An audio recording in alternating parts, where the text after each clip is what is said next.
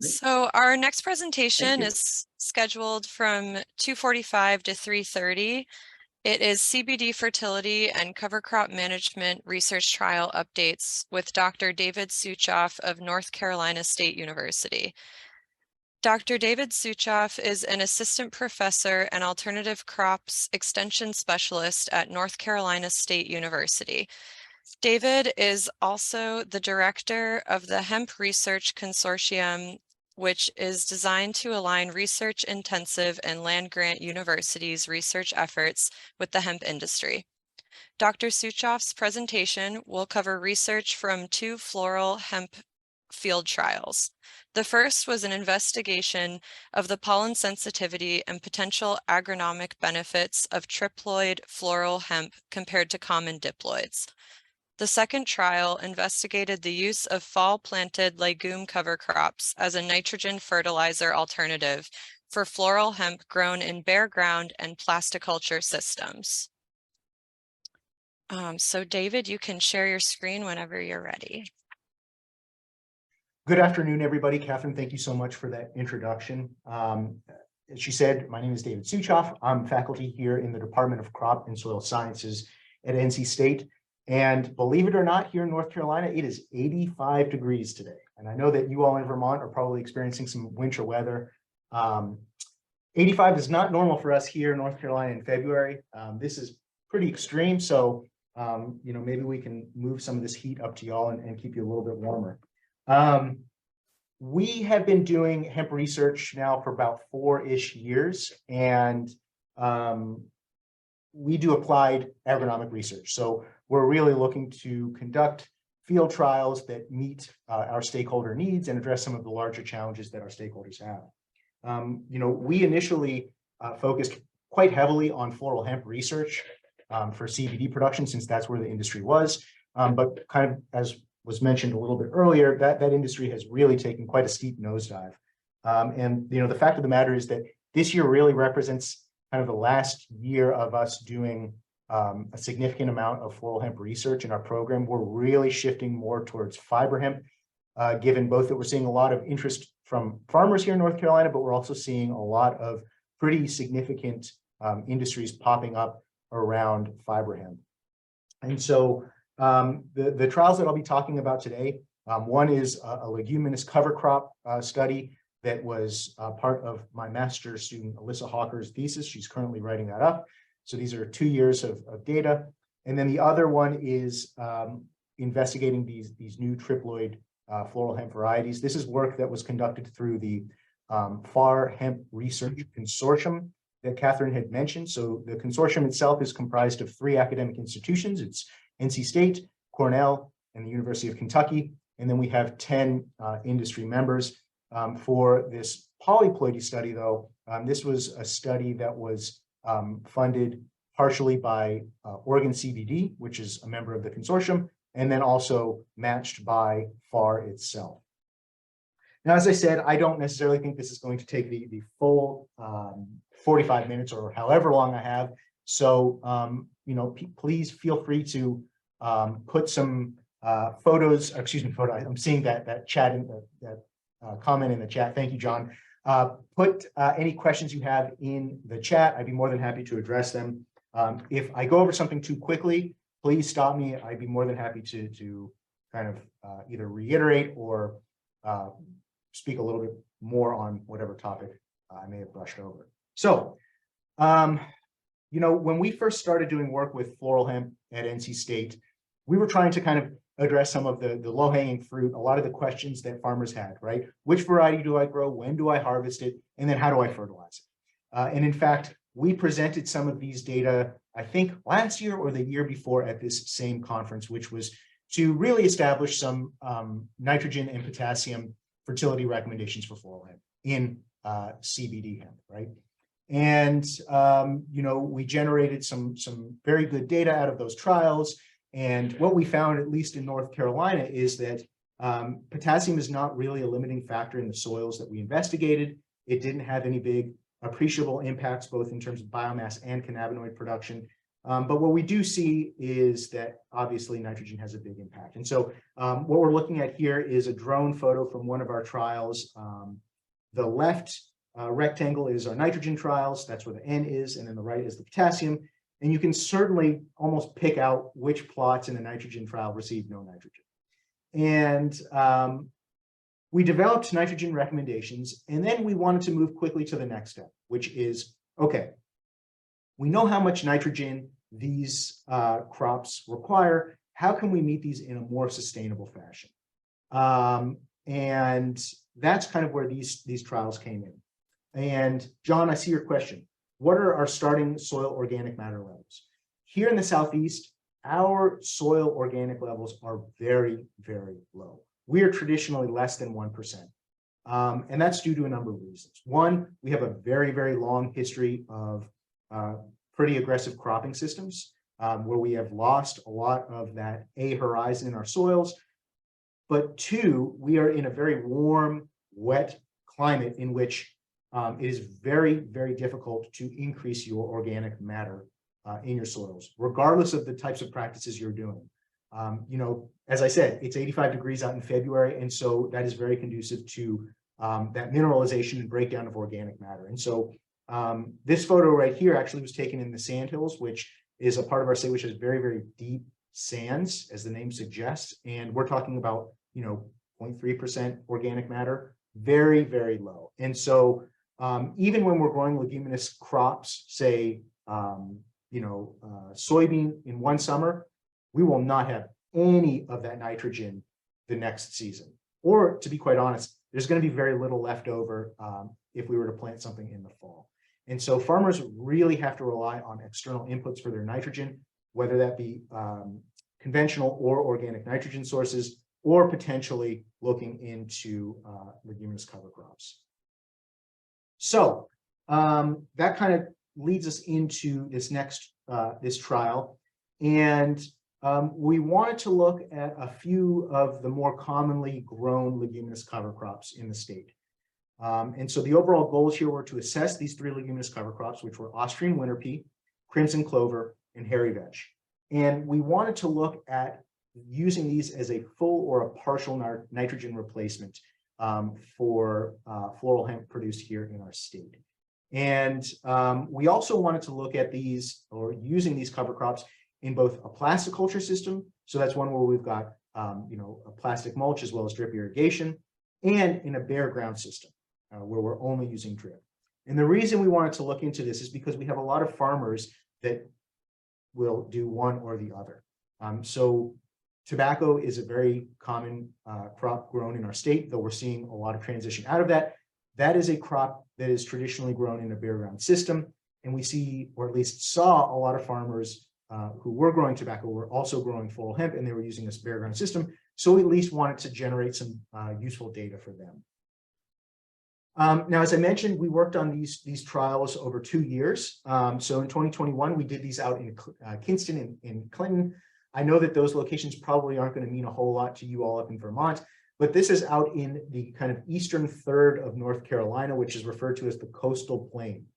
And the coastal plain is the site of the bulk of our tobacco production. As I mentioned, that's where a lot of floral hemp was grown initially in the early days of the pilot program. And then in 2022, we had those 2 locations, and then we added a third location, which is Salisbury. That is western, not in the mountains, but it's in the Piedmont. So you can think of that as really the center part of North Carolina. So a total of 5 unique environments. We used a single clone for all of our trials, which was Bayox or Box, however you want to pronounce it, which we sourced from Triangle Hemp. In all of our years and all of our locations, we used vegetative cuttings, so this was all genetically identical. As I mentioned, we had 3 different leguminous cover crops: crimson clover, hairy vetch, and Austrian winter pea. And then we had 2 controls, right? As good scientists, we want to have a control. And so one was just a simple 0. We did not put any nitrogen out there. And then the other was 150 pounds of nitrogen per acre. And we were using a 1502 organic sodium nitrate product. The one thing I will also mention, which is not on the slide, is we did apply Potassium, as you can see, there is a little bit of potassium in that 1502, 2%. And so more or less, we made sure that all of our plots were receiving about 90 pounds per acre of potassium. In that earlier study that I referenced, we found really that crops need about 90 pounds per acre of potassium. In most of our soils, that's not an issue, but to really make sure that that's not a limiting factor, we brought all of those up.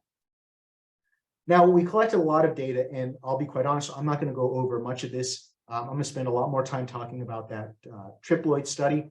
But we looked at cover crop biomass and the amount of nitrogen that we would hope to get from that cover crop. We then were also taking soil samples throughout the season to see where that nitrogen was and if that nitrogen was being made available throughout the season. And we were taking foliar tissue samples along with those soil samples to kind of track the plant nitrogen status throughout the season. We then harvested, and we were harvesting 5 weeks after floral initiation. That's really based off of trials that we've done tracking CBD and THC and really trying to be within the compliance of 0.3% total THC. And so at 5 weeks after floral initiation, we came and took plant height and width. We then brought the plants back to campus, dried them down, and bucked them. So we stripped the biomass off of the stems. We got a bucked biomass, and then we submitted that for cannabinoids. So to go over, this is just a drone image of early season trials. This was out in Salisbury. So this is the Piedmont region. What those white boxes are referencing are where the cover crops were. So what Alyssa did in her trial is she planted these kind of large quadrants of different cover crops. So this white box could say represent crimson clover. She then came in and tilled that in 2 weeks prior to bedding, let that break down a little bit, and then she put in either her strip of plasticulture, so you could see the two strips of that white mulch, or bare ground. And so each of these plots contained 2 plasticulture and 2 bare ground treatments, but Alyssa only took data from the internal 2 rows. So for example, in this plot right here, she would be collecting her soil samples, foliar tissue samples, and biomass from the internal 2. And we really do that to try to avoid any potential contamination or any edge effects from the neighboring plots. So let's jump into some of our cover crop results. What these data are representing are the combination of all of our years and environments. I'm not going to go into the statistics we used here, but basically this is looking at the effect of cover crop species. And interestingly, we did not see a significant effect of cover crop species on biomass. So this first column, I'll admit these numbers are a bit lower than what we would want. Generally speaking, we would like to see these be a little bit higher, maybe in the 3,000 or 4,000 pounds per acre, but you get what you get with cover crops. And so what's important to note is that, yes, we see numerical differences, but these are not statistically significant. And so don't read too much into those differences when we're looking at the biomass. Now, we do see a significant difference in the nitrogen content in the material at harvest. Primarily that we see a lower percent of nitrogen in our crimson clover. So we terminated these cover crops in the beginning of May. That's usually around the time that we're planting floral hemp. And this, by early May, crimson clover is already going to seed. And so we are seeing a reduction in the amount of nitrogen in that cover crop. This is a cover crop that's normally used for corn in the Southeast, and it's being disked in, probably early to mid-April. And so early May is a bit too late for this cover crop. But once again, we really just wanted to look at a number of options for hemp farmers. We don't see any differences between hairy vetch or Austrian winter pea in terms of the percent of nitrogen there. And then when we calculate the total nitrogen, right, so the pounds of nitrogen per acre we hope to get from the cover crop, while we do see numerical differences, there's enough variability there that we don't see any significant differences from the total nitrogen being provided. So, it's ranging from anywhere from 50 to 71, but remember, they are not statistically different. Carbon content is not different there, and that's not a big surprise. The carbon content of plants really does not differ a whole lot. But the big one, and this goes back to the kind of life stage of the cover crops, the big difference is that carbon to nitrogen ratio. So if you look at the carbon to nitrogen ratio for crimson clover, it is much, much higher than hairy vetch and Austrian winter pea. And this goes back to that idea or what I mentioned earlier, where early May is too late for crimson clover, at least here in North Carolina. It's basically becoming a pretty woody, meaning that we've got a lower amount of nitrogen and a higher amount of carbon.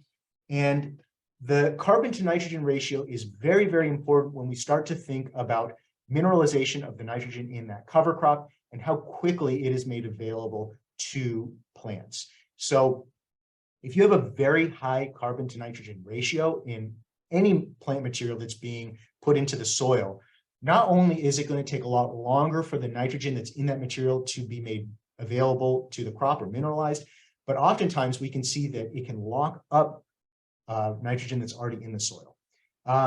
If you have a very low carbon to nitrogen ratio, you will see the nitrogen be made available much, much faster from that material. So I'm going to jump quickly into our biomass yields, and then I'm actually going to move on to our next study. So what we are looking at here is the interaction of our bedding treatments, right? So remember, we've got bare ground, we've got plasticulture, and then we have our 5 different cover crop treatments. So the dark blue is our 0 pound per acre control. Our yellow is 150 pound per acre control. Gray is crimson clover. That kind of off red is hairy vetch. And then that light blue is winter pea. A couple things to know. First, we see really low yields from our bare ground controls, regardless of treatments. We get a lot of rain here in North Carolina, and we have seen similar results in other crops that we've worked with where we're comparing bare ground to plasticulture, where basically we wash away all of our nitrogen. It's a huge issue that we have, and we're more or less seeing that here in this study. But what I want to point out is we get our highest yields from our 150 pound control under plasticulture. But what was interesting is that statistically speaking, we do not see a difference between our hairy vetch and our 150 pound control. And in fact, when we kind of do the numbers, we found that we could get roughly 79% of the yield from our 150 pound nitrogen control, meaning that without applying any other external nitrogen, we can get close to 80% of those maximum yields. And so it is a bit exciting. We would have liked to see some bigger differences there, but that is kind of the way research works. The one thing that I want to briefly talk about, and I don't really need to show the data, is that we saw no differences in cannabinoids in terms of the effect of bedding or the effect of cover crop treatment on CBD or THC, or the ratio of CBD to THC. And this is kind of reinforcing a lot of what's coming out in research. We've seen it in other trials that we've done.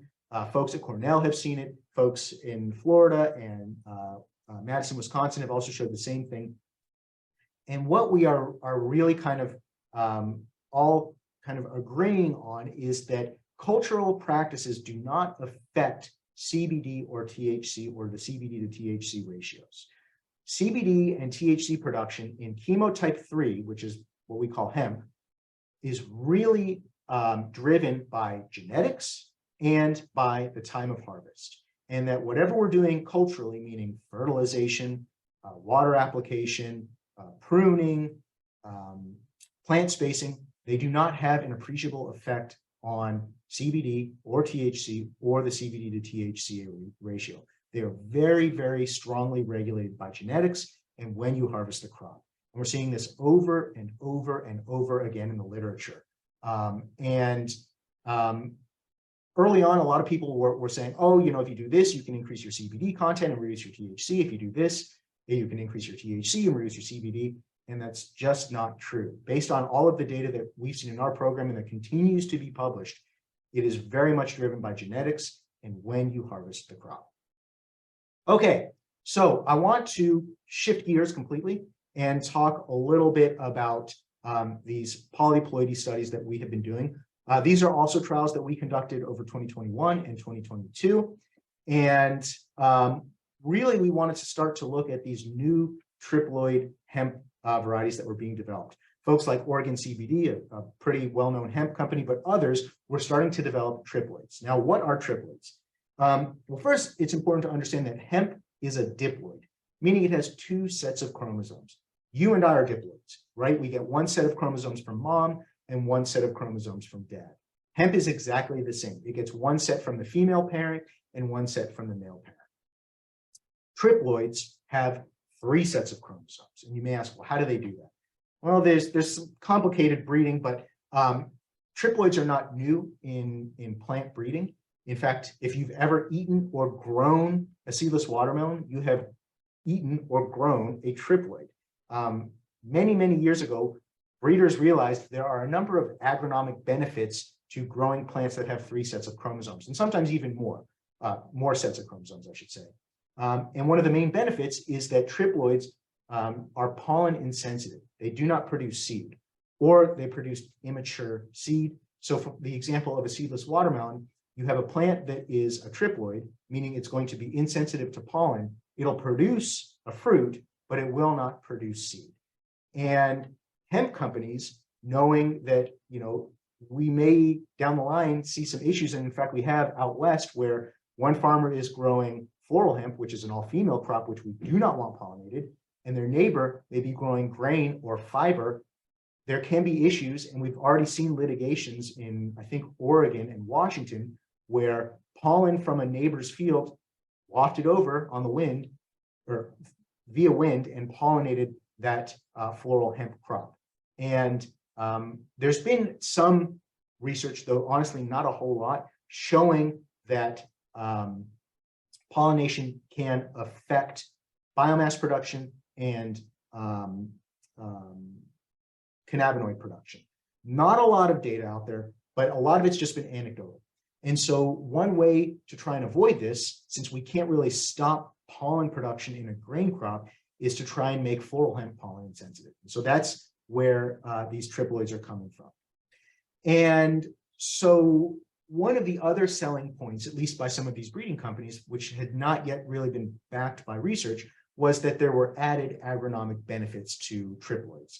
In other crops, we see increased vigor, which you can define as plant growth or biomass production or flower production or whatever in polyploids. So triploids or basically up. You can see plants that have 4N, 5N, 6N, and so on.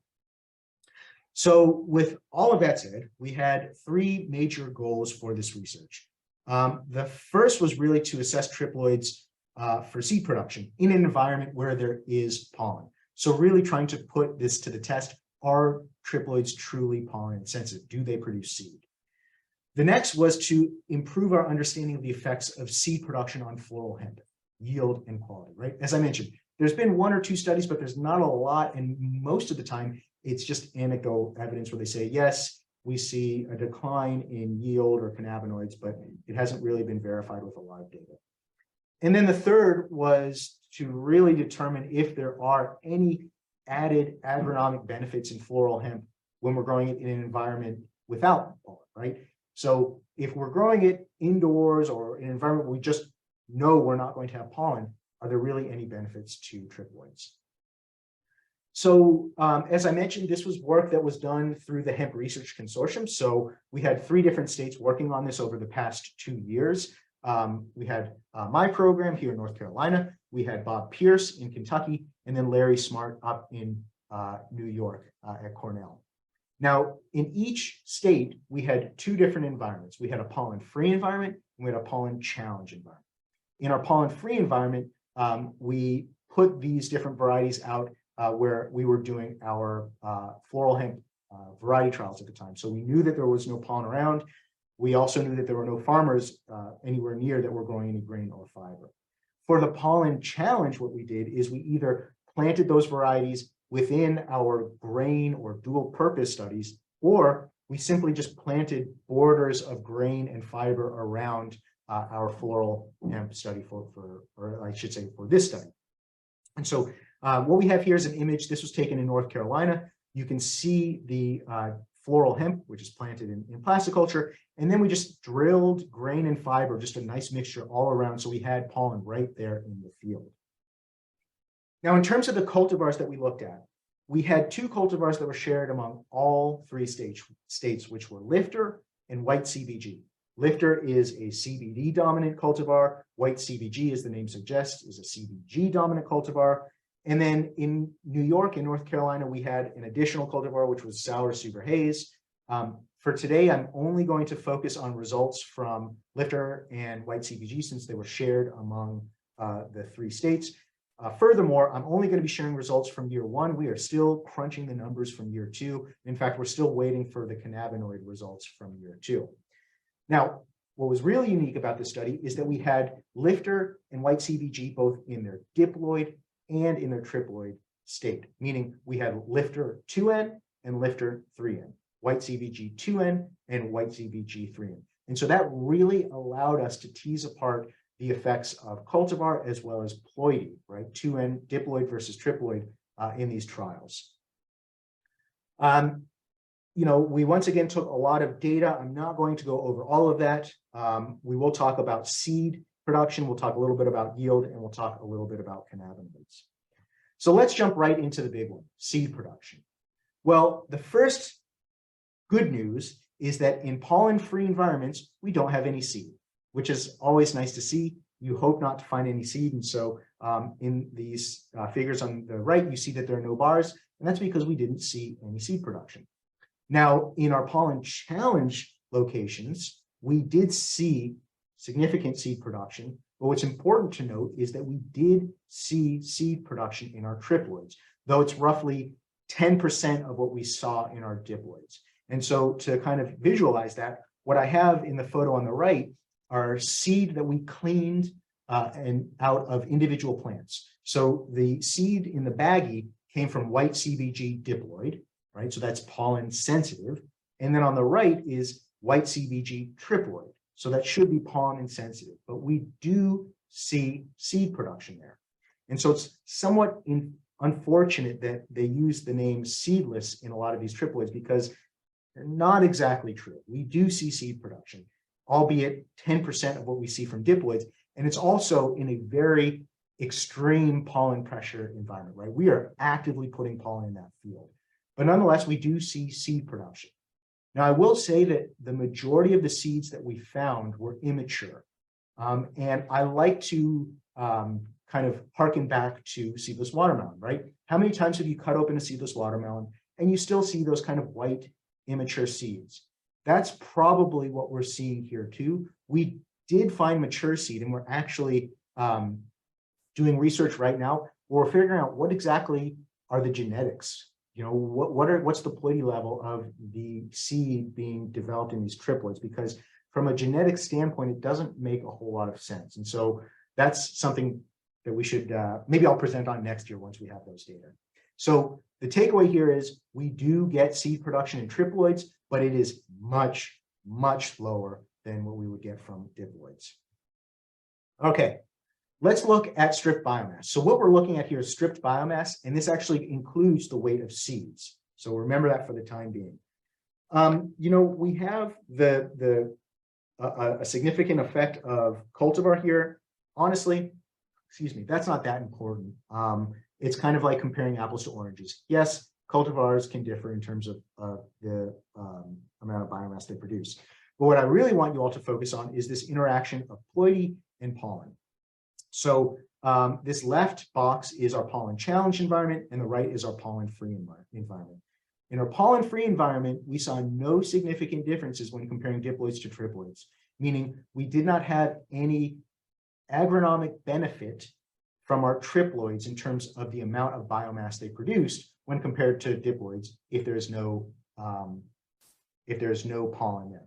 However, in our pollen challenge environment, where we do have pollen there, we do see a significant decline in biomass produced from our diploids than we do from our triploids. Now, as I mentioned earlier, these values contain seed weight in them. So when we pull out the weight of seed, that difference actually becomes even more extreme, right? So you can see that the biomass now, cleaned biomass from our diploids, dropped quite substantially. And that also goes back to the fact that we had much more seed production. And so the stripped biomass that we took from the diploids had a lot of seed comprising that weight. And what was also quite interesting is once we pulled that out too, we didn't see any significant differences from our triploid in the pollen challenge environment from either the triploid or the diploids in our pollen-free environment, okay? Now, let's jump into cannabinoids. Because we're working with a CBG dominant and a CBD dominant cultivar, it doesn't make any sense to try and compare cannabinoid production. And so what I'm going to go over now are the cannabinoid results for the different cultivars separately. So it's in one piece of data that I didn't share with you all was that we took a number of different samples throughout the study. We took a sample at compliance, which was 3 weeks after floral initiation, 2 weeks after floral initiation. We then took a harvest sample at harvest, and then just to see what would happen, we took a sample after we threshed and cleaned the seed out. Okay, so that's why when we look at this plot on the left, you see compliance, harvest, and thresh. And for white CBG, we did see an interaction of time point, which would be these 3 time points, and the pollen-free environment. And what we see in general is that in our pollen challenge, there's very low cannabinoid, very low CBG being produced. There's a little bit of a difference, but when we look at our pollen-free environment, we see a huge increase in the amount of CBG being produced at harvest. And this goes back to what I mentioned earlier, the concern that seed production may reduce cannabinoids. And that's exactly what we're seeing here. And we can look at it another way, where we have on the right a significant interaction of ploidy and pollen treatments, where our diploids have significantly lower CBG than in the pollen challenge than they do in the pollen free, right? So when there is pollen, we're going to get less CBG produced. Less resources are going to flower and cannabinoid production in diploids when there is pollen there, because they're shifting those resources to seed production. What was pretty unique, though, is that when we looked at the triploids, yes, we do see a numerical decrease, but that was not significantly different in our pollen-free compared to pollen challenge. And I'll talk a little bit more about that later on. Now, when we looked at lifter, so now we're switching from CBG to CBD, we saw this same trend with time point, where we get a very large increase at harvest, which was significantly more from our pollen-free environment than from our pollen challenge environment. And we see this both in CBD and in our THC results. Okay, the last plot that I'm going to share, and I know there's kind of a lot going on here. This is total cannabinoids. So this is CBG, CBD, THC, and all the other minor cannabinoids combined to understand what the effects of ploidy and harvest timing have on total cannabinoids. I don't really want you to focus on this top graph. It's not that important for today. The main one I want to focus on is this bottom graph on the bottom left, which is the interaction of ploidy and pollen. So we've got our diploids. The white bar is pollen challenge. The gray bar is pollen free. And as I mentioned, in pollen challenge, we get a significant decrease in our total cannabinoids produced. We get much, much higher in our pollen free. Once again, we do see a numerical drop in our triploids, but it is not statistically different from triploids in pollen free. Okay, so yes, there's a lot of noise there that's causing that to be not significant, but they were close enough really for us to say that we can't confidently say that one is lower than the other with our triploids. So a lot to digest there, and I know I ran through all that quite quickly, but let's go over the goals again. The first was to assess triploid cultivars for seed production in environments with pollen pressure. Triploids do produce seed, right? But it's roughly 10 times less or 10% that of our diploids. And the majority of those seeds are immature. The next goal was to improve understanding of the effects of seed production on floral hemp yield and quality. Pollen reduces cannabinoids and biomass. We see this to a degree in triploids, but it's much more extreme in diploids. The reason for that is because diploids are putting much more of their resources into seed production. When the crop has to put more resources into seed production, those resources can't be used for flower and cannabinoids. So we see less flower and we see less cannabinoids in our diploids. And then finally, when we look at comparing diploids and triploids in a pollen-free environment, we really did not see any appreciable differences from diploids. The only major difference we saw is that triploids flower roughly about 2 weeks after diploids flower. That was about it. We didn't see any differences in terms of biomass, nor did we see any differences in terms of cannabinoids. Now, as I said, these results are from year 1. We are going to look at year 2, though I can tell you just preliminarily, the seed data are going to be very similar just by looking at what we have so far. We don't have the cannabinoid data yet. We will look at those once we have them. And similarly with the yield data, we're not quite sure, but just off of first glance, they look to really kind of hold true to what we saw in year 1. So with that, I know this was short, but I want to thank everybody at Vermont again for inviting me. My contact information is up there. Please feel free to reach out. As I mentioned, we are really shifting quite heavily towards fiber hemp and look forward to doing more of that this summer. A shout out as well, we will be hosting a number of fiber hemp field days. If you all up in Vermont are willing to bear the heat and humidity of the Southeast in June and July, we would love to have you all down for our field days. And with that, I will be happy to answer any questions.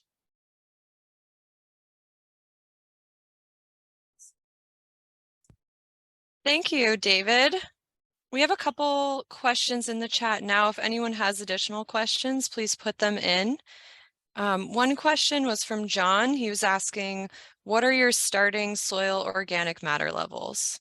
Sure, yeah. And so I briefly touched on this earlier on, but just to kind of reiterate, in the Southeast, we have very coarse, not all of our soils are coarse and sandy, but less than 1%, very, very poor soils. Let's see, John's next question. Ever try black plastic? So John, we use black plastic in the Southeast only for our early spring crops or our fall vegetables, because kind of as you alluded to, it gets really, really hot under black plastic, and it's just not something that we use in the summer here. We have done some trials, and there's been a student in the mountains that's done some trials looking at different colored plastics with floral hemp. Her data have not yet been completely analyzed, so we'll see what happens there. But yeah, black plastic's just a no-go for us in the summer. I see another question. Will we have field days in August? Susan, we don't have any dates yet for our field days. We will probably do them in June or July for our fiber hemp, just because we'll probably be harvesting most of it by then. We don't really expect to have much in the field with fiber hemp by then. But if we do, please come down.